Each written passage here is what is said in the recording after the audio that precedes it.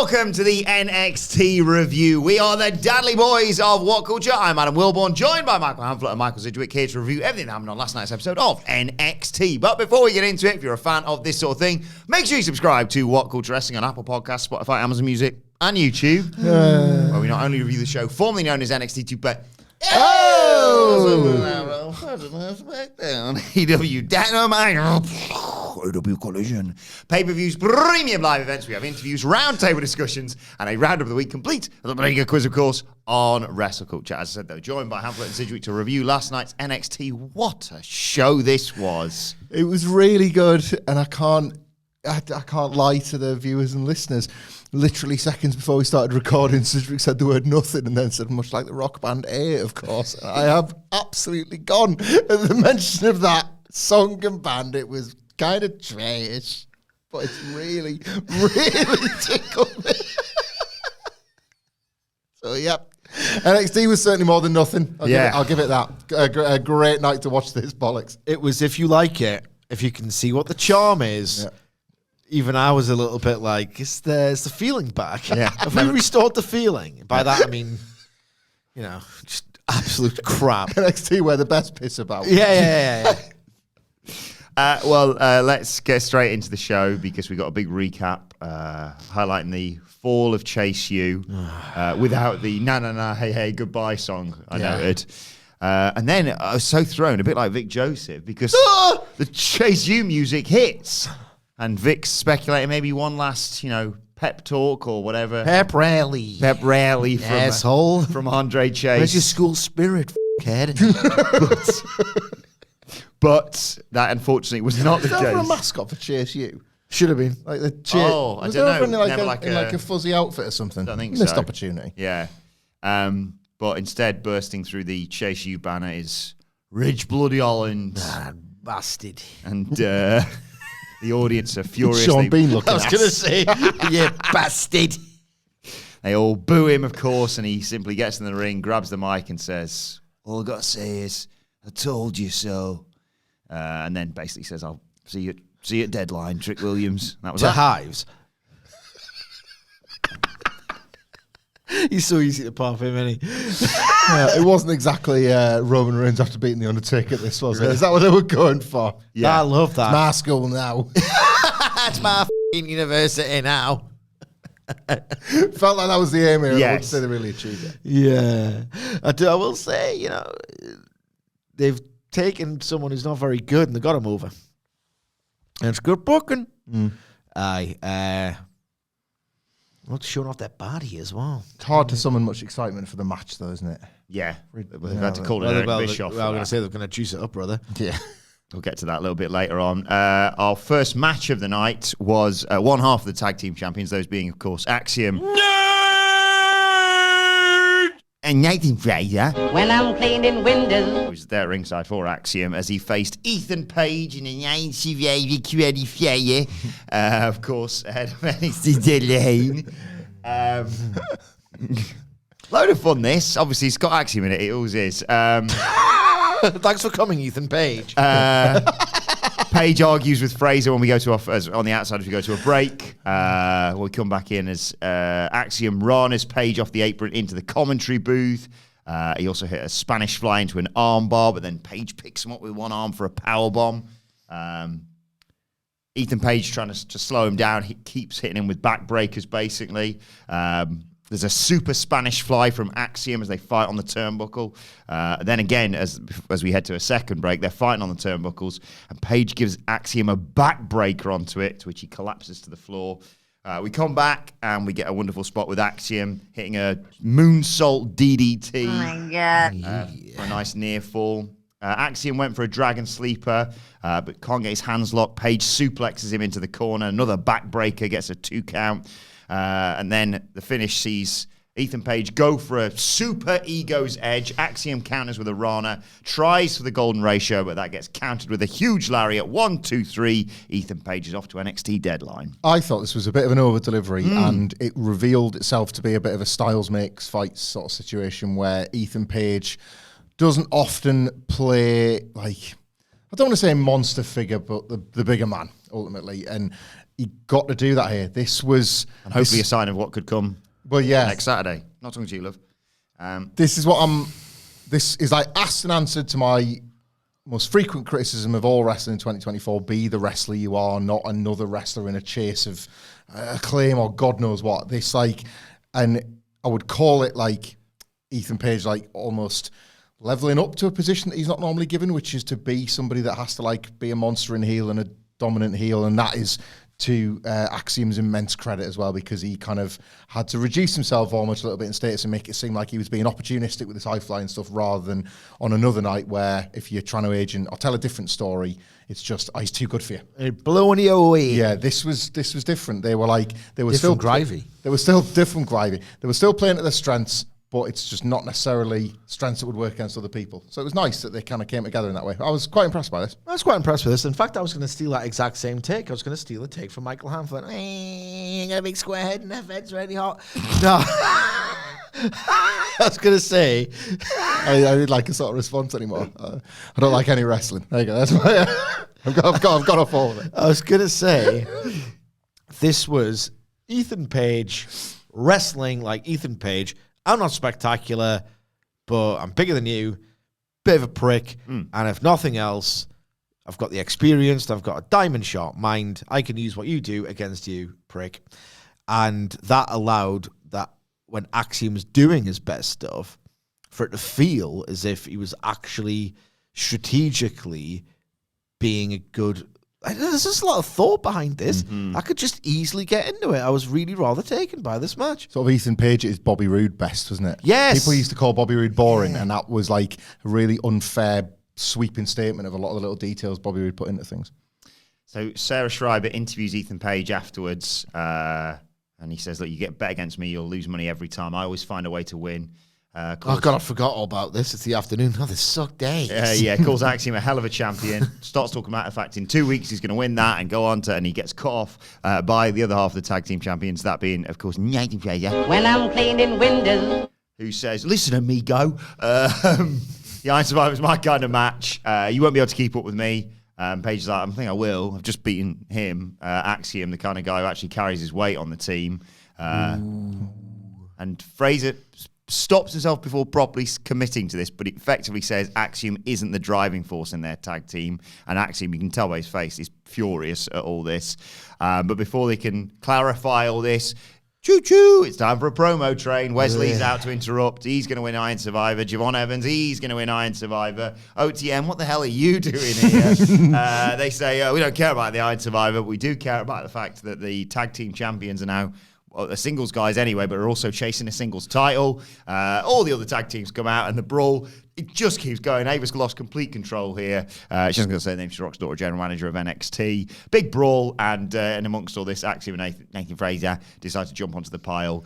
This brawl will continue throughout the night. Nathan Fraser does such a cool guy dive in this brawl. It was because he just cool. sprints at 100 miles an hour. It was cool. Does a flip dive. Actually lands on bodies. It's not like he just missed them because he was so fast. He lands on enough and then just flips all the way and lands on his feet and just kind of keeps on walking. Like, that's pretty great. Yeah. You can do that. Rest of it was sort of nonsense, really, wasn't it? And Nathan Fraser was a funnier dickhead in the second time that he negged him in one show. I really enjoyed the second backstage one. He said garbage. His face was really good in the second one. It's a promo train. I don't need to tell you anything. No, I didn't care for that myself. We go backstage, the women's locker room. Brinley Reese tells Sol Ruca that she's her pick for Iron Survivor. There's Lola Vice and Stephanie Vaquer there talking in Spanish. Lola said she had to make sure that Vaquer won. And Ren Sinclair, love Ren Sinclair. She effectively talks herself accidentally into a match against Lola Vice, saying, God, it's crazy you went after Jada Park, after you kick your ass. Lola Vice like, I'll kick your ass. Poor lovely Ren QCC leader Ren Sinclair getting herself into a match. Getting herself into an ass kicking. And then, my favourite running segments, it's time to hear from Ashante the Adonis. And Adonis Lee got himself into a lot of trouble here. He's chatting with Nikita Lyons, and she's like, train's left the station, buddy. He says, things are different now. And Nikita's like, so you did text me, right? He's like, of course I did. But of course Carmen Petrovic is there. She hears all this. She's furious. Nikita's Did she teleport? Because she wasn't that far away, was she? Nikita's like, why would he want to get with you when he can get someone like me? And Shani's like, baby, come on, give me a chance. And she's like, freaking partial this time. Hey, baby girl. fool me once, shame on me. Fool me twice, shame on you. Those crazy kids aren't going to get it together at this rate. She said it's over. Yeah. And by NXT's, it might well be. That's how they end these things. Oh, we're done here. See you later, guys. The last time somebody said it was over, we saw Crowbar, didn't we? It was the Riz. Yeah. I say when it's over.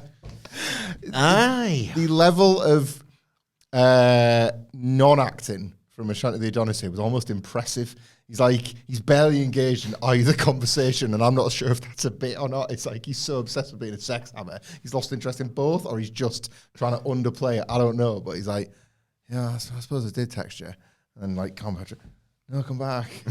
Watch it. He just underplays everything, and I don't know if it's a character choice or it's just funny. But it's like I like this state of nonsense. It's absolute bollocks. It doesn't sell me on a single match, and I don't give a single. This was so it's so weird. Honestly, I don't know if I really understand. Okay. Is he? I don't know. Is he like the guy that all the chicks want? Or is he just arbitrarily, indiscriminately throwing chum everywhere in that locker room and they all think he's a loser? You know what I mean? Yeah. He's kind of getting interest. He's thrown enough stuff at the wall. Could you tell if It reminds me of I've got a story. Okay. Yeah. I won't name this, mate. You won't know him. It's either 2009, 10, 11. It doesn't really matter. But that's the era when I'd finished uni, gone to live in a shared house with some pals. So I went on my journey as a young professional before I settled down myself. Valentine's Day. Oh no. And I had a mate who was he was feeling a little bit lonely and lovesick, but he did well with the ladies, and he had a decent amount of numbers in his in his contacts. Mm-hmm. Oh no, where's this going? Copy paste on Valentine's Day. Messaged every single one of them. Miss you, kiss, kiss.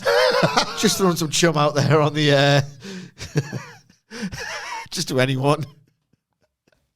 I don't know if he was gonna I was worried. First comes first. He would just try and arrange a date or a drink or a hookup with whoever texted back, or if he would just wait an hour, see where the collection was at. But he's just like, oh, why not? I thought for a split second. They're not going to know that I've messaged all of them. I thought you were going to say you accidentally put them in one big group and was just like, miss you all. No, I can't remember what came of it, but just what are you going to do if they all text back? He's like, they won't. Self-aware at least. But yeah, more on this next week, presumably. Hope so. Always keep an eye out for it.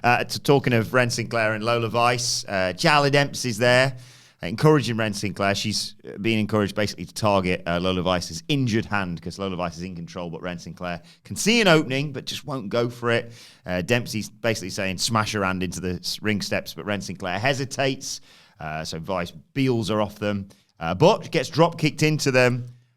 Sinclair back in the ring, goes for a roll-up, but Vice kicks free and nails her with a spinning back fist with the good hand and gets the 1-2-3 post-match. She looks down the camera lens and announces her and Jada are going underground very soon. A simple, effective body part story that wasn't somebody's ass. It was hand stuff, but nonetheless, probably the way to do this match, knowing what we know about Ren Sinclair currently and what she's good at and what she's very much not good at. This was the story to tell, and they've just come up with it. They've just pulled a reason out their arse to do NXT Underground again, haven't they? So why not? Works for me. Yeah, me too. It is a time of recording 20-4. Jesus. And I watched this almost 12 hours ago, realistically. Did I just, and the answer's probably yes, just drift off? Because there's a spot on the outside where she's where Charlotte Dempsey is smash her hand, it's right there, it's right there, love. And she goes, nah, I can't do that, even though I'm a wrestler. what do you think your job is? And then, but instead, she kind of throws or ducks as Lola. Basically, Lola Vice's head just smashes, the back of her head smashes against the ring steps. Yeah, she gets drop kicked into it. Yeah. Isn't like in 10 seconds she's just in the ring doing the back fist? I mean, yeah. It's crap. I not mean She got hit in the head with a brick and survived it. So, Is it? so hang on. Ring steps, brick ass crowbar. Are you out of your f***ing mind, crowbar? We can't. It's a trio. Sorry, Yeah, ring steps. sorry, You ring haven't steps. qualified, but just to clarify in the hierarchy. So it's clear for everybody. Yeah. Yeah. We've got to respect the rankings. Yeah. The Riz walks up to Tony. Hey, Tony, where's Lucas Sticks? Oh, doing the wrong thing. But he's fine. Let's go. He's got the title match in a second.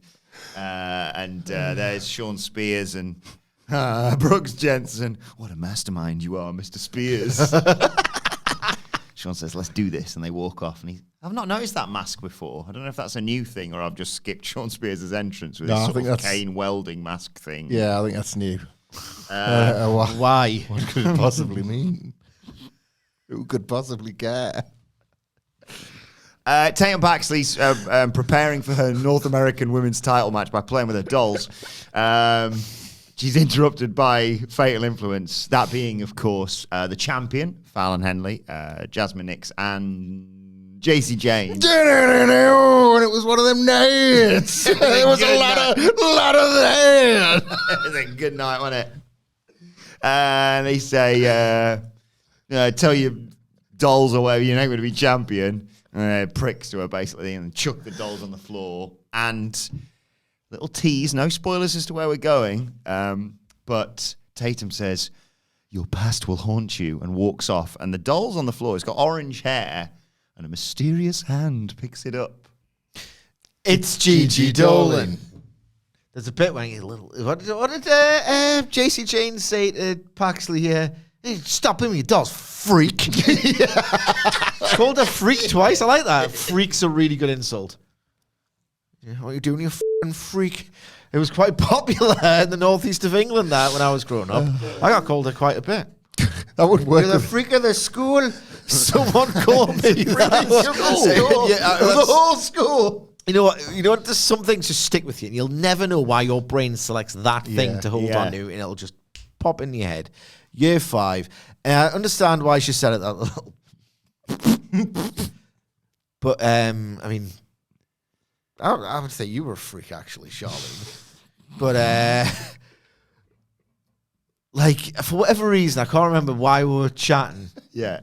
But I think at the time I had a cold sore, and there was a former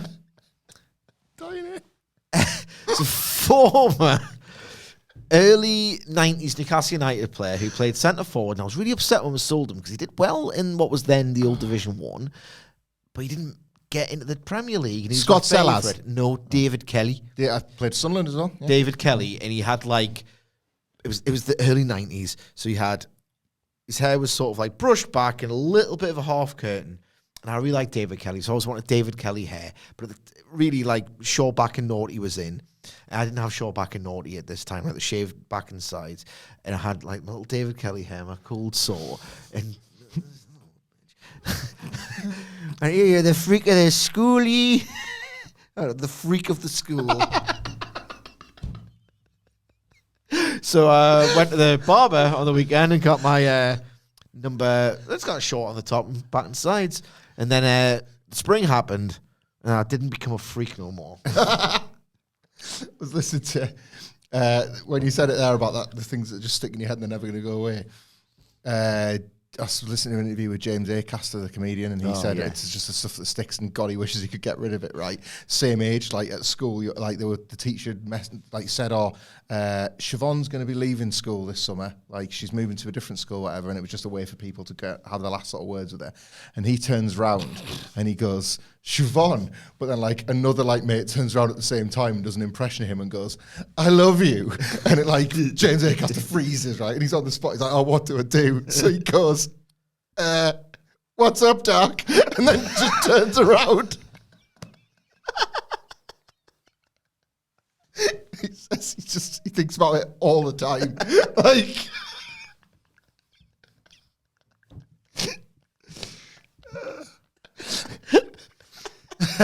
when you said the freak at the school as well, I was thinking about how AEW thing, the freaks and the sickos. It's for me. I'm a bit of a freak myself. Not for me. I like it. North American title time, the men's division at least. Tony D defending against Sean Spears, just with the Riz, of course, in Tony D's corner. Brooks Jensen and Sean Spears'. The story of this match is Sean Spears targeting the previously injured knee, leg, or whatever you want to call it. They brawl, and Tony's in control early on, but he's favouring his knee. He keeps trying to target it, but Tony's too quick for him early on, but eventually gets caught in the corner, sort of stamps on the knee. That sends him to the mat, takes us to a break. When we come back, this big superplex spot, and we check on the tag teams who are still brawling in the parking lot this time. Tony hit a belly-to-belly on Spears and charged at him, but the knee gives out. So Spears takes down Tony D, puts him in a figure four, and he has to struggle, scratch and claw, but he gets to the ropes and has to hit a desperation spear, basically, for a 2 count. Tony's back up, throws Spears into the ropes, goes for his spine buster, but the knee gives out again. Spears goes for a pile driver, but Tony hits a backdrop. There's some roll-ups, and Tony hits a huge pop-up spine buster. 1, 2, 3. He retains the North American title. I didn't feel a lot for this, but I did have some thoughts. Average, innit? Yeah, I did have some thoughts. I was buzzing about the result. Absolutely ecstatic. Tony D is developing. Always. He is starting to become a bang average match haver on the reg. And that's a step up from where we were at with Tony D a while ago. But it has been 3 years in NXT. And are they developing him as this sort of like fighting champion figure with a view of maybe trying to get him even further up the card sooner rather than later? Oh my God. That's a genuine question here. It's a long time on this brand. We were talking about Andre Chase yesterday. Sometimes it's time to get off the pot with these wrestlers. He's put it Done World's End to World's End with MJF and Adam Cole. What if Tony D, a year on, in Vegas? And Louise, I'm betting the house. Just feels like they're trying to present him as this solid, dependable, bland, but like acceptable face champion. And he has developed, like, he used to just have kind of exclusively bad matches, and now he has exclusively fine ones. Yeah. He has developed. Yeah. Yeah. I just thought, the selling was okay. Mm-hmm. The finish was an anticlimax. I will never, ever, ever recall this unless someone brings it to my attention. Huge pop in the Wilborn household when he got the 3. Love the idea of like Sean Spears, but like he fell right into my trap. Like, he's going to have to come up with some reason why this is exactly what he wanted. There's been a very important plan that he laid out. Lose the North American title match. Then the moment the referee counts to 3, double team Tony D with Brooks Jensen. But the Don fought them off. But as I warned, don't say I didn't warn you, on the preview yesterday, the wild card that is Nico Vance from Level Up, NXT Level Up, of course, lays out D'Angelo, and they stand over the champion and stare at the Riz, who doesn't know what to do with herself. Yeah. Another great master plan from some heels there. Attack him after the battle or something. 4 master plans in like 2 weeks. Lose the title match, first of all. Lose the title match, obviously. Get the big bit wrong. They're trying to get Nico Vance. Like, fair, this is what you do, innit? Like, he's a heater. Yeah, it's wrestling, innit? Yeah. It's just what you do. It's just what you do all the time, and it never ends. Just some big guys are happening out there. The heaters, some wrestlers happening out there. They're just wrestlers. Yeah, every week, and then so make it some doing, and that's wrestling. That's the business. So if you do think that Tony D could be world champion, who do you think he could dethrone? In fact, actually, whilst you talk about that, I'm going to go for a quick piss because we've Come on. Sure, why didn't you go before? Because we were busy recording a great video, actually, that we've shot from your fantastic article, fixing AEW, basically. Every problem we found a solution to. But we've basically gone straight from that into this. And we had a 20-minute break, though. I was just making my notes for NXT. Busy day. We would have waited. We would have waited happily. I'm foolish now. We started recording. There's no Nicholas, unfortunately, this week. Just Jim Ross and Pish Pants. Okay, well, I'm not going to do that. You talk about how great Tony D is and how he's going to be the world champion or whatever. Back in a minute. My tennis elbow was really starting to... Real bad. Tennis elbow sucks real bad. Real bad. Freak of the school, man. For freak of the... that stuck with me brutal, isn't it? Brutal lad. Absolutely brutal lad. As a dad, You worry about that stuff for your kids, don't you? They could be having that day at school today that kind of just defines. And you just wouldn't really know. I No. don't think I went to, Mammy, I got called the freak of the school today. Oh, you bloody gorgeous son. Maybe that happened. But it's not the sort of stuff that your parents are going to think there's much heft to. They're not knowing that that's going I right do in there and worry. staying there forever. I do worry what's going on in today's schools, today's children. Me too. Really do. Hey, guys. Oh, what hey, the hell's Stacks. wrong with you? Feeling a little guilty, guys. Not sure if you saw it, but Tony D kind of got his ass handed to him by the wild card that is Nico Vance from NXT Level Up last night. And me and Luca were kind of off doing our own thing, you know, so kind of have a feeling somewhat my fault that he got his ass beaten up. So sorry about that, Tony, if you're watching. What were you doing? Doing our own thing. Celebrating, obviously, what a fantastic month this is. National Roasting Month.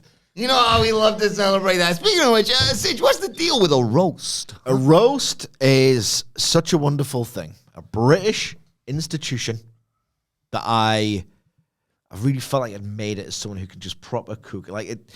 There's a mythology surrounding the roast dinner where it just feels like if you can do it and pull it off properly and just have this nice lazy Sunday and survive not having to do an activity with the children and feed them this really quite big dish where there's loads of plentiful leftovers, so it's a good just thing to have, and then they're just so happy and they're just enjoying it. It's like, that's nothing better. Hamlet probably thinks the Fed's better than this, but there's nothing better than fed with a roast. Than crafting something that your kids ultimately enjoy and that they just are really appreciative of it and they love you for it, and just watching them just be nourished. It's just a wonderful thing. And then if you do enough meat, you can do leftovers on Monday and Tuesday, so you don't feel like just a capitalist pig just eating and eating and eating. You're being resourceful. So an actual roast dinner is you put your meat, part of it, the main part, is your meat of choice. You can have like pork, lamb, whatever. Traditionally, we usually go for chicken in our household because what you do is, so you cook the chicken, right? And then what I do, I don't know if anybody else does this, but I think you can get a bigger, more bountiful gravy if you take the chicken out and then drain the fat and juices after an hour periodically, and you get a nice bit of chicken fat going, yeah? And then at the end of the process, whisk it with some flour, chicken stock. If you get it just right, you don't have to add any bisto to thicken it up, but sometimes you do cheat and put a little bit of bisto in there. That's your gravy, and that's your meat, right? Okay. In the meantime, this is going to take a while, I'm sorry, because I really like cooking a roast, and I've really started to perfect the old recipe. In the meantime, and I've been told this by Tom Kerridge, personally, when you're boiling the potatoes that you've obviously already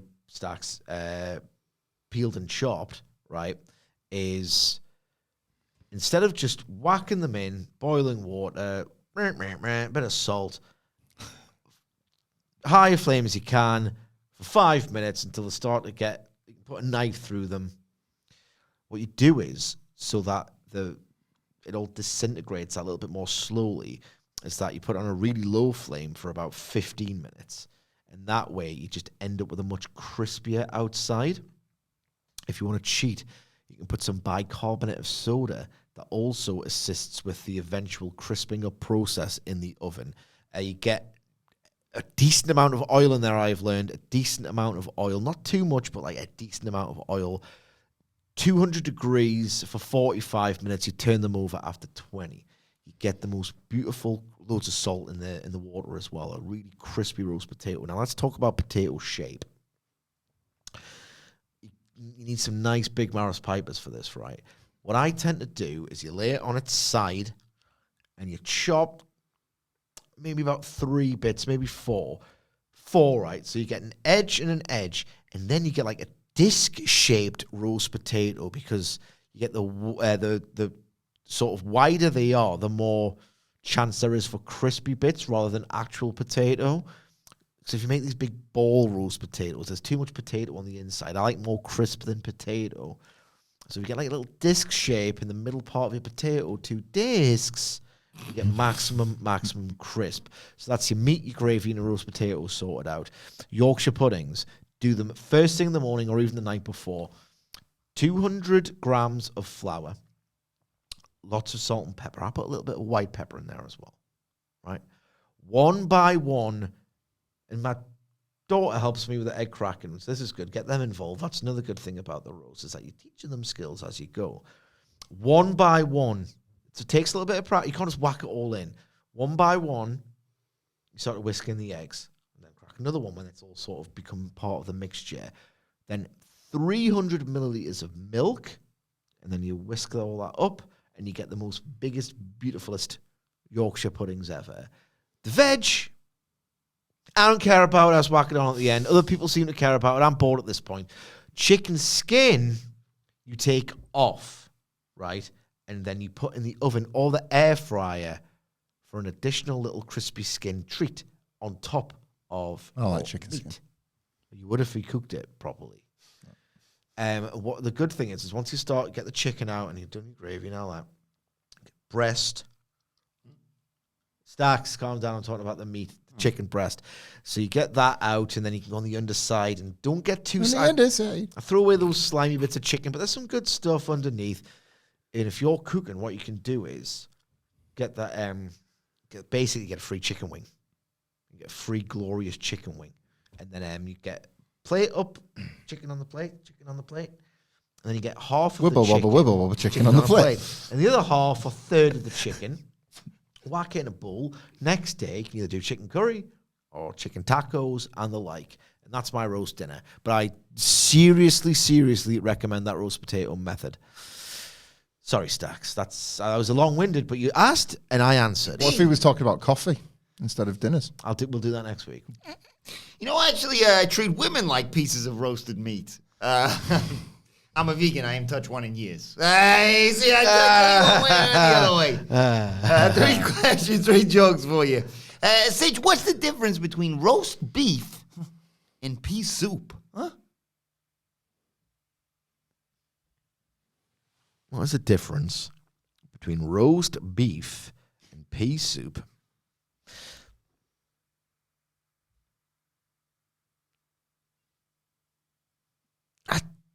I can't even begin to confer, let alone Not a thing on this one, other than that they're different. What's the difference between roast beef and pea soup? Anyone can roast beef.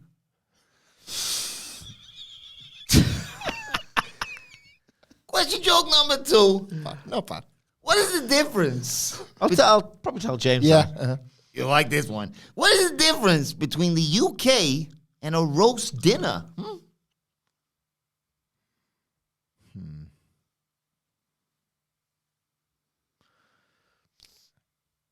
Roast dinner works on Sundays. It's pretty gentle comedy. It is, isn't it? It's dead now as well. Everything's open on Sunday. Yeah. It's gone.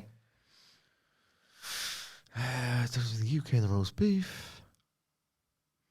Don't know. Yeah, I'm not sure. What is the difference between the UK and a roast dinner? The roast is better off without Brussels. Huh? Little political humor for you there. God, Stacks. Final question, final joke for you. Tell us one of James. He's going to love this one, Siggy. What do a roasted tofu and a dildo have in common? Is neither as good as a bit of real meat. I'm going to give it to you. Bingo! What do roasted tofu and a dildo have in common? They're both meat substitutes. See you later, guys. Pop that, Staxy, didn't it? He enjoyed that one. Anyway. Bye, Stacks. Wilborn, you know. Go piss, yeah. Thank you. What I missed? What were we booking Tony D to win the title from? We got derailed because Stacks came in. Oh, no, you're joking. I missed him again. Yeah. Good piss, though. He was joking too. Good. Good piss. Classic. Textbook. Oh, hang on. I know what's just come next. Oh my God. By the looks of it. Andre Chase is packing up Chase U. I'm shedding a tear watching this. No, you're not. He's looking at his... Oh, which eye? number one, Professor Plaque. There's his sweater in his briefcase, of course. We all know how people pack up their office. Yeah. Sweater in a briefcase. That's right. Look around, walks out, looks at his name on the door, and you think that's it. It is. He goes to walk away, he goes to walk down the hallway, but at the last second, hey, Mr. Chase! What? Who's that? What could it Was mean? it Duke? Was it Riley? What could it mean? It didn't sound like Duke O'Reilly, did it? But I don't know who it did sound like. Someone speculated, what if it's Bodie Hayward? He was also there. He was also there. There are rivals. Yeah. Yeah. Intrigue. I mean, I'm not being funny. I don't like this program very much. I want to know what's going to happen with it. Yes. How they get you. It's storylines like that and great wrestling. Like we got next in the Iron Survivor qualifier. This time it was Kalani Jordan versus Julia. Really enjoyable this as well. Kalani Jordan just looked fantastic in here. There was a snapmare from her. There's a big crossbody for one. But Julia comes back and puts her in a hammerlock. And they sort of trade some 2 counts. Kalani offers the handshake. Julia accepts it. But Kalani's wising up now. And she uses that to send Julia into the ropes.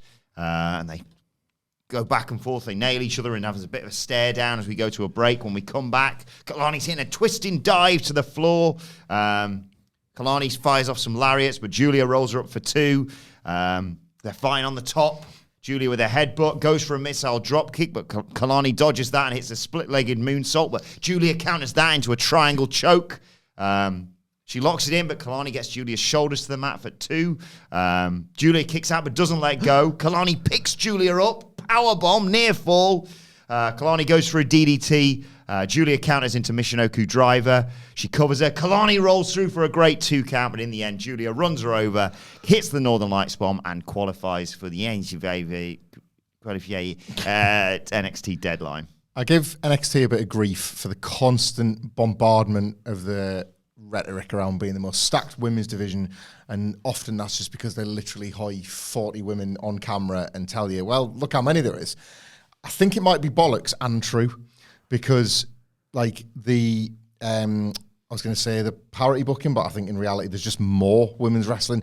You are seeing the benefit of reps, you are seeing the benefit of character development, you're seeing the benefit of the diversity that we've highlighted, where you've got this obvious sort of like slate of women that kind of feel a bit of a cut above, and then you've got quite a strong and deep middle section, and then you've got the ones that are really just getting started, and everybody's kind of benefiting by the presence of everybody else, because you've got the hierarchy, you've got the pecking order, and then a match like this comes along, like the Stephanie Vaquer one last week, where it's just a TV match that exists to build another match, and yet has a level of quality like broadly beyond like what takes place on the main roster every week. Like there are obviously decent women's matches here and there. Like Bianca Belair rarely puts a foot wrong, you know, like of course you've got these established stars, but I would stand this up against most things you see on SmackDown and Raw. And Kalani Jordan is... That's not a good thing. maybe it's not, but like it's... I just think like... I think NXT, I think the advertising of this division might be true. I think it might be real. I think they've made it real through obvious effort and consistency. Like I think Kalani Jordan's been a real success story this year. A real success story. And it's funny, like you see this match 6 months ago and you're like, wow, what an opportunity for her to get to wrestle Julia. And that's true. But I sort of think Julia needed this as well, and needed a singles match where it felt like she was bouncing off somebody that she was really compatible with. Like the chemistry was great. Really, really enjoyed this.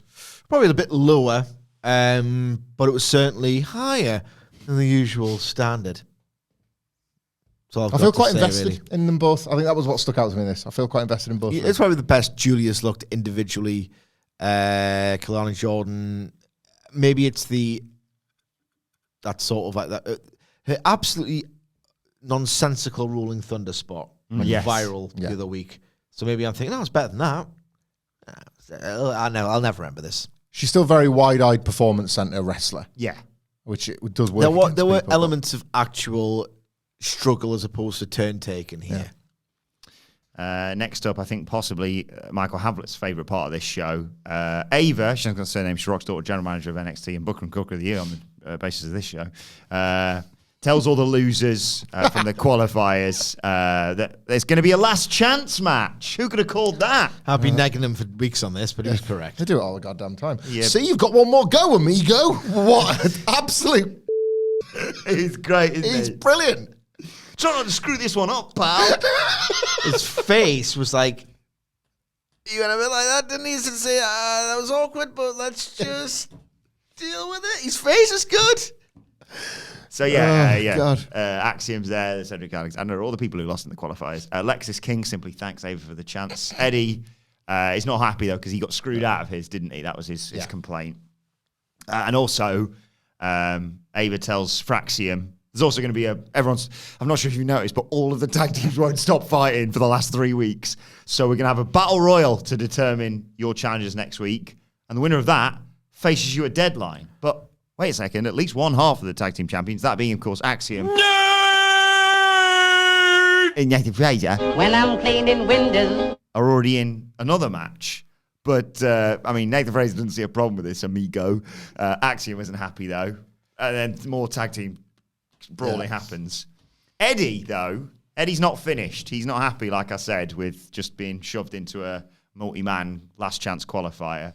Ava's saying, look, I'm giving you another shot, giving you everything I can, basically. She goes to leave, and Eddie grabs her hand. She says, don't touch me. And in amongst all this chaos and carnage with the tag teams, I think one of the coffees it might have been gets bumped into the door and knocks Ava on her ass. Right? She takes the bump. She's down. She's selling. Oh, we come back from a break. She's down. She's, what happened? Oh, right. The trainer's like checking on her. She's not feeling great. Hope she's all right. Eddie Thorpe still won't let go, though. In flies Shawn Michaels. Where's this come from? As Thorpe tries to plead his case, basically. And he's like, what the hell are you doing? He shoves him. He pins him up against the roll-up door. Says, get your ass out of here. I'll tell you what, this prospect, Shawn Michaels, has really got something. Jesus Christ. When he feuded with Grayson Waller, and it's like, and here's my guy, Johnny Gargano. This is that feeling. It's like, oh, yeah, it's one of the best of all time. Like, just unleashes out of nowhere. This torrent, it was like watching like the locker room of 1995 playing out on television because he's got some young guy against the wall. He's threatening to kill his career. Yeah. The good old days. Just 1995, the good old days. Shawn finding the fire was unbelievable here. And it genuinely, other than just loving seeing this from like an old legend just treating himself to a night of being the best, like it genuinely made this like otherwise quite comical attack scan as a transgression. Yeah. That's why the best of the best, because they take something and they'll make you care, they'll make you give a toss now. And they did, it was like, oh yeah, like you really shouldn't have done that. And it's like, well, Shawn, you should have called a great grandma once upon a time. But like, we all do things we shouldn't do, Shawn. And like that's, by the end of this whole scene, including the Shawn Eddie's bit, getting screwed out of it next week, isn't he? Eddie's going to lose as like, and it's, well, them's the breaks and all that. And this attack felt memorable and felt like you cannot do that to Ava. She hasn't got a surname. She's Rock Dalton, and general manager of NXT. Like, if this is like The Rock, so I say, it's like, hey, Rock's about Ava. Turn it over. I don't care. But like, Shawn Michaels will take revenge on her behalf. Like, no notes on how this all ended and played out. If only there was, a former stablemate of Shawn's showing up next week who could lay down the law for him. Oh, God. The kid's in town. No, the kid's in town. The kid is in town. Sucking Eddie Thorpe. I really like Eddie Thorpe. Suck it. Eddie Thorpe versus X-Pac. I forget an X Factor as part of the finish of this match, and he's complaining of getting screwed again. Eddie Thorpe versus X-Pac. A deadline. Yeah. I'll take that all day long. Here's something. So weird, because I was in two minds. So she gets bumped.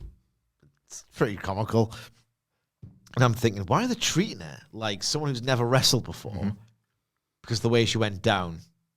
I was like, oh, she's barely ever wrestled before, so my criticism has been revoked. This is almost, it wasn't that good, really, but it was almost too good, and Shawn Michaels was almost too good in it because I'm thinking, oh, f***ing hell, a real human being. You don't see many of them in here. Yeah. You know what I mean? It was just like, it was so unbelievably stark, the contrast between how he carries himself and how he acts versus literally everybody else on this brand. I'm not saying that there's no talent on this brand. There's obviously some talent, but they're all very fake characters and people. Like, oh, God, That's what real people look like. I don't expect to see that on a Wednesday morning. Reminds me of the Usually see it on a Wednesday night, though. the cliche get often about like the amazing players that don't turn into fantastic managers because their only instruction is just be me. Yeah. And these losers can't. Why can't you do it? It's like, Sean, look at these. Like you just all of a sudden old Sean goes, follow that motherfucker. It's like, Sean, this is your show. You're supposed to teach them how to do that. Yeah. He's already stormed out. Next up, though, the NXT champion, Trick Williams, is out. He says, let's talk about it. Medical's checking on Ava, but he's sure she'll be okay because we know who her bloodline is. Yeah. It said so on the phone. Yeah. On the back of the phone. It did. That's how we know for sure. And was it Final Destination or something? A new bloodline? Yeah. Cinematic overlap. Yeah, you had a little fun on X with that. Converted Sidge. Sidge's character, no, not into Bloodline, we never will. Converted one of Sidge's characters, one of our favourite bits. What he says when we see a particularly poor house for AEW. Oh, dear. On SmackDown, it's, oh, Dion. Nice. There you go. He talks about the end of Chase U last week and they're looking around the crowd and saw kids crying, people sad. Missed out again the bit where people were chanting the "No, no, hey, hey, goodbye" song. Love making kids cry. But he says there was a pure evil grin of satisfaction on Ridge's face. And that's when Trick Williams knew that they weren't the same. He grew up with people who loved NXT, people like DIY, people like Braun Breaker, Tim Estrada, and Ilya Dragunov, who I suppose in his own words would describe this show as. Oh, very entertaining. Miss you, Ilya. Get well soon. Even people like Carmelo Hayes. Yeah. He's going to the main roster soon, probably. Yeah. By the sounds of this. Anyway, boss might take Roxanne Perez with him. More importantly, people like Chase U, who laid it on the line to make NXT what it is today. All Ridge knows is how to destroy things. That's what he can't let Ridge become NXT champion. If he does, everything we've created is going to die. Ridge comes out and says, don't touch me, refs. I don't care wherever I go. Controversy follows me. But controversy creates cash, of course. Eric Bischoff is on the Tron. What? Well, Does he there's the two major North American promotions these days. Does he favour one or not? No, he calls it down the middle. Right. Shut up, man. Shut Shut up, man. This just happens. I mean, he's been on AEW recently. What was that? 4 years ago. Now he's on the Tron. Eric Bischoff's on the Tron. He wants to get a closer look at all this. He's coming to NXT next week. Oh my God. Is there a Tuesday Night War or something? Yeah, I don't know where this has come from. Well, I do. He wants to see what's going to make them tick. And they're going to want to destroy each other before deadline, which they already do, but like more so. And also, this was the point where they also mentioned, X-Pac's been watching and he wants to show up next week. Right, okay. So, one thing on the actual promo battle, for lack of a better term, is that I didn't like the mascot stuff, but it half made sense, and Trick Williams is so good verbally. He can get away with anything. Yeah.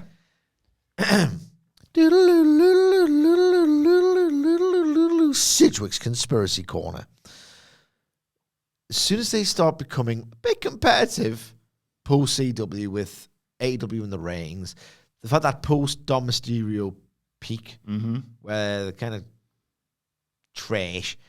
Start of the year, basically, once like Sean Spears and Ethan Page started getting pushed, like the ratings weren't very good. And then with the move to the CW, there's been an uptick. Kicking AEW while they're very much down. One bad faith podcaster whose entire, the vast majority of their income these days is spent mainly burying AEW on Busted Open Radio, gets brought in for the head-to-head battle, and you're thinking, this delightfully devilish PR on the part of WWE to go, not only are we kind of kicking their ass in terms of Raw and SmackDown and the houses and just the general war, we're kicking their ass.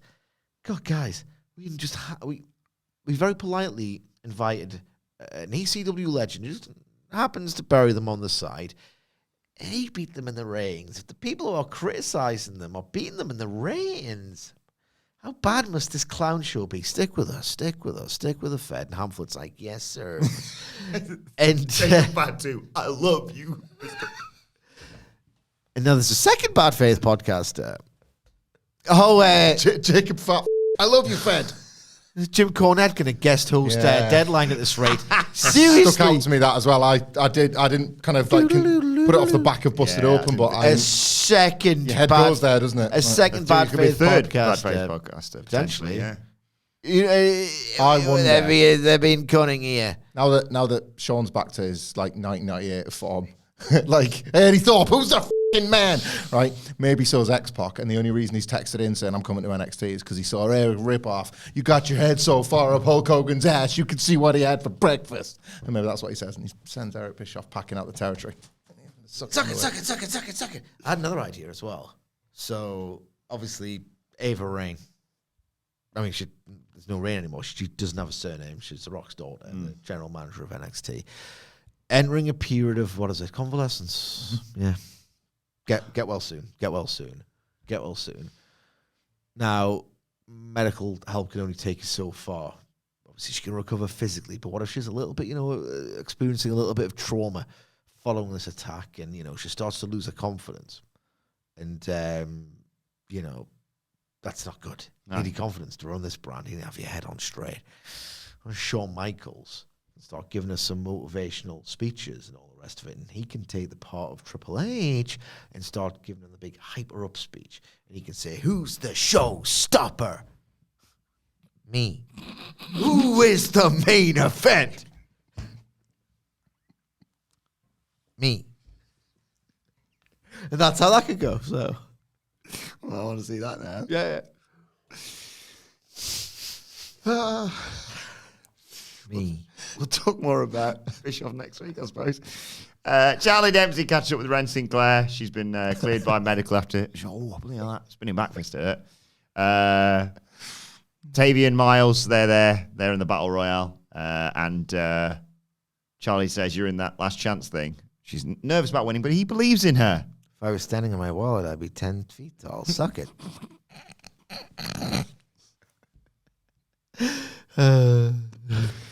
We'll preview the last chance qualifiers next week. How do you like your Undertaker? Medium or well done?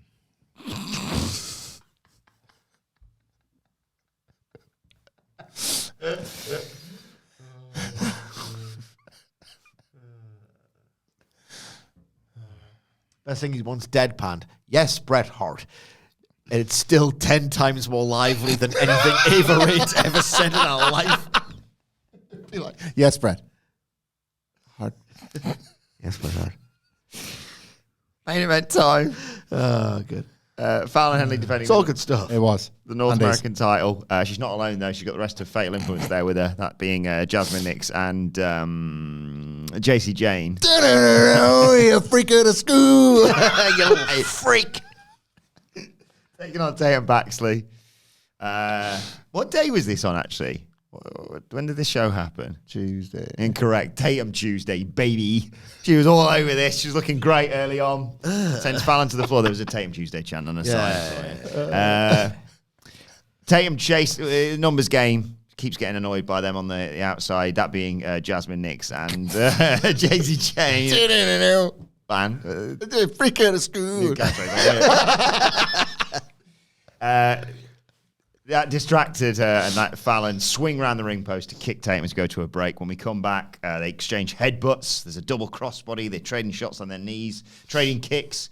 Tatum leaps over a charging Fallon, catches a boot, knocks her down. Step of Minsaguri, crossbody in the corner, and an inverted Samoan drop for a near fall.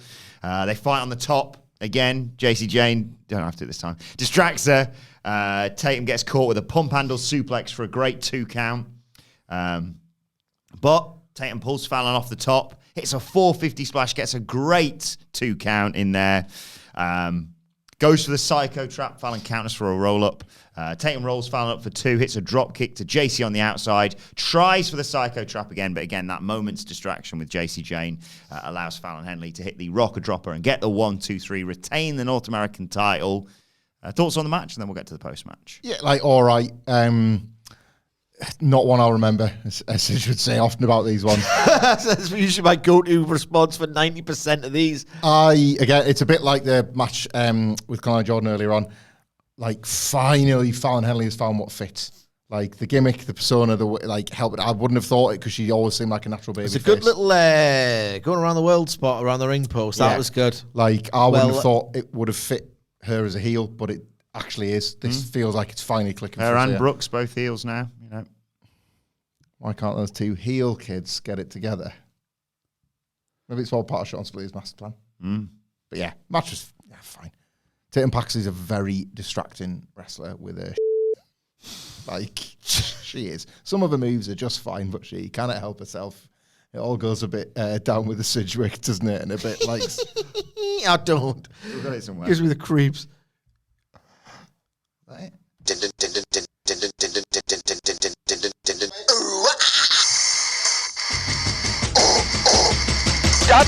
with the Sidgwick!